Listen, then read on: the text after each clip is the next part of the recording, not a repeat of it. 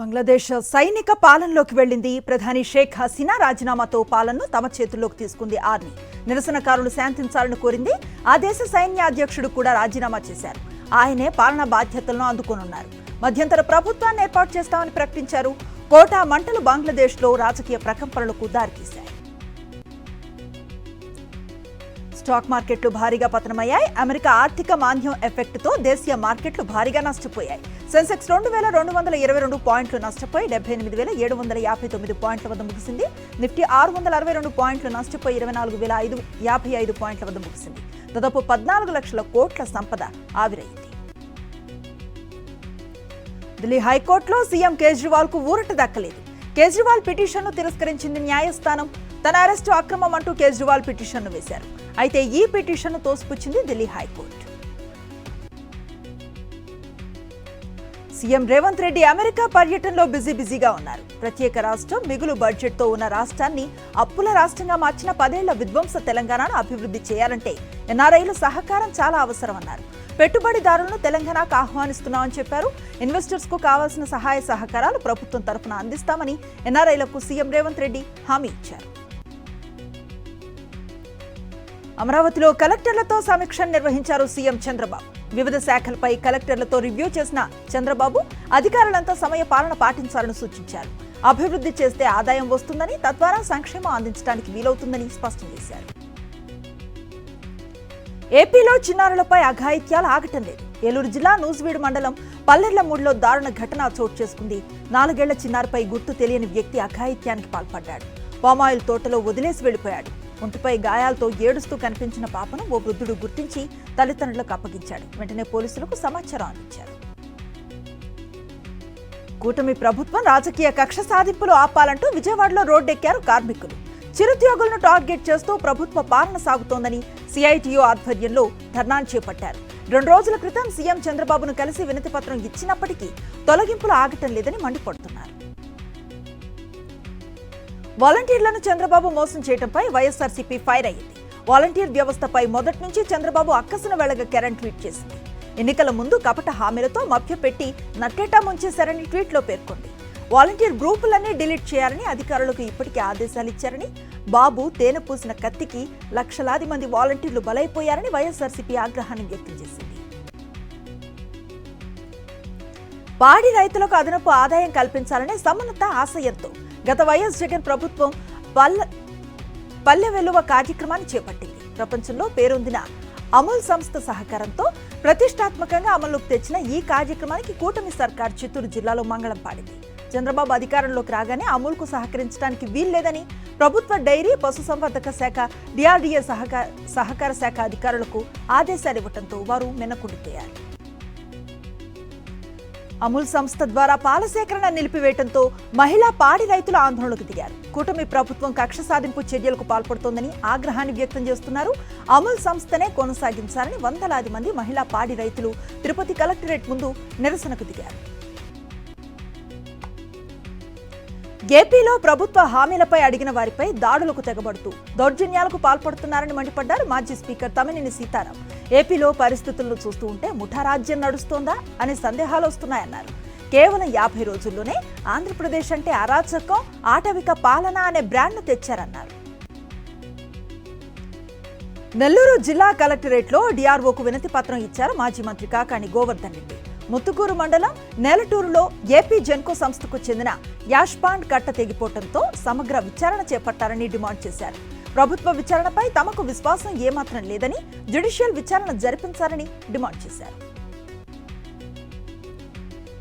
శ్రీ సత్యసాయి జిల్లా కలెక్టరేట్లో రైతుకు తీవ్ర అవమానం జరిగింది. రైతు ఆంజనేయులపై రెవెన్యూ అధికారులు దురుసుగా ప్రవర్తించారు. భూ సమస్యపై అర్జీ ఇచ్చేందుకు రైతు కలెక్టరేట్కు వచ్చారు. తన భూమిలో మరొకరికి డీ పట్టా ఎలా ఇచ్చారని రైతు నిలదీశారు. దీంతో రైతు ఆంజనేయులపై రెవెన్యూ అధికారులు ఆగ్రహాన్ని వ్యక్తం చేశారు. కలెక్టరేట్ నుంచి వెళ్లిపోవాలని హుకుం జారీ చేశారు.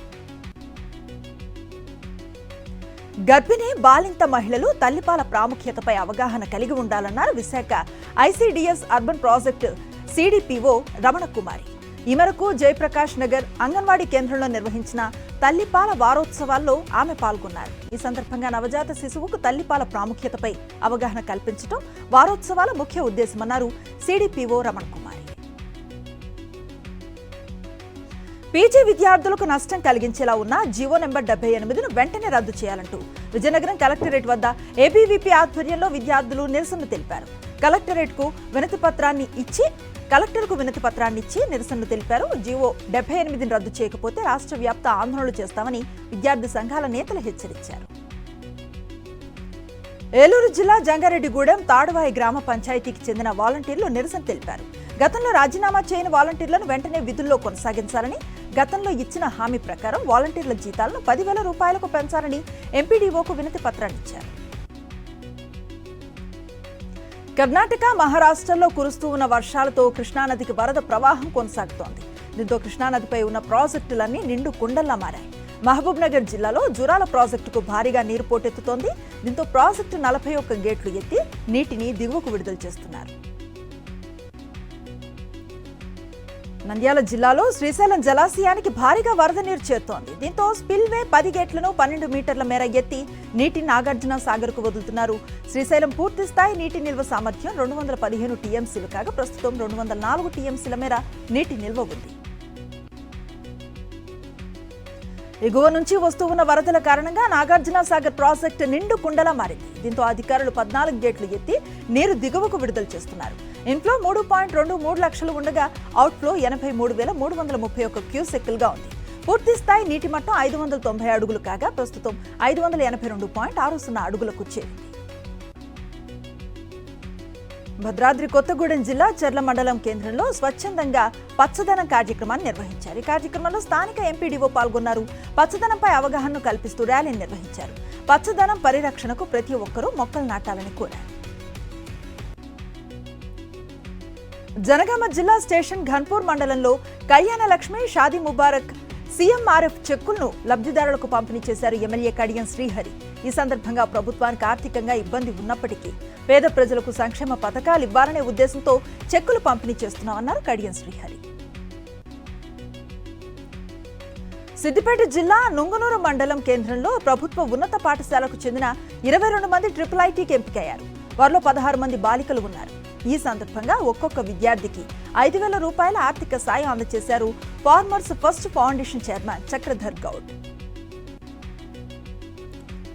వరంగల్ జిల్లా నర్సంపేట మండలం ఇటుకాలపల్లిలో పోలీసులు కార్డన్ సెర్చ్ నిర్వహించారు. ఈ సందర్భంగా గ్రామంలో సోదాలు నిర్వహించారు.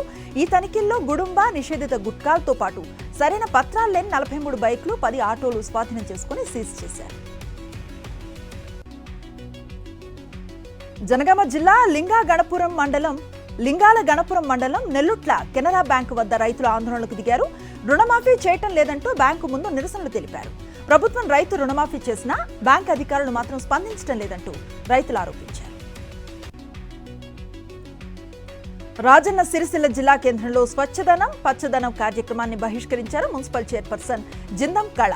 స్థానిక 3వ వార్డులో ఏర్పాటు చేసిన ఫ్లెక్సీలో స్థానిక ఎమ్మెల్యే కేటీఆర్, ఎంపీ బండి సంజయ్ చిత్రపటాలు లేకపోవడంతో కార్యక్రమాన్ని బహిష్కరించామన్నారు మున్సిపల్ చైర్పర్సన్ కళ. సూర్యాపేట జిల్లా మఠంపల్లి మండలంలో మంత్రి ఉత్తమ్ కుమార్ రెడ్డి పర్యటించారు. బక్కమంతుల గూడెంలో 2.5 కోట్ల రూపాయలతో నూతనంగా నిర్మిస్తున్న విద్యుత్ సబ్ స్టేషన్ కు ఆయన శంకుస్థాపన చేశారు. ఈ సందర్భంగా రైతులకు 24 గంటల పాటు ఉచితంగా కరెంటును అందిస్తున్నామన్నారు మంత్రి ఉత్తమ్.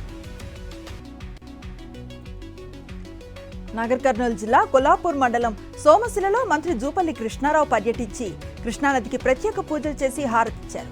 ఈ సందర్భంగా కృష్ణానది పరివాహక ప్రాంతంలో టూరిజం అభివృద్ధికి అవకాశాలు ఉన్న చోట అభివృద్ధి చేయడానికి ప్రణాళికలను రూపొందిస్తున్నామన్నారు మంత్రి జూపల్లి.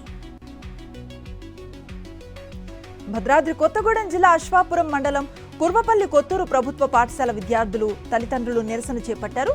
స్కూల్కు ఉపాధ్యాయులను నియమించలేదని ఆరోపిస్తూ పాఠశాల గేట్కు తాళం వేశారు. గిరిజన పాఠశాలపై ప్రభుత్వం నిర్లక్ష్యంగా వ్యవహరిస్తోందని తక్షణమే టీచర్స్ను నియమించాలని డిమాండ్ చేశారు.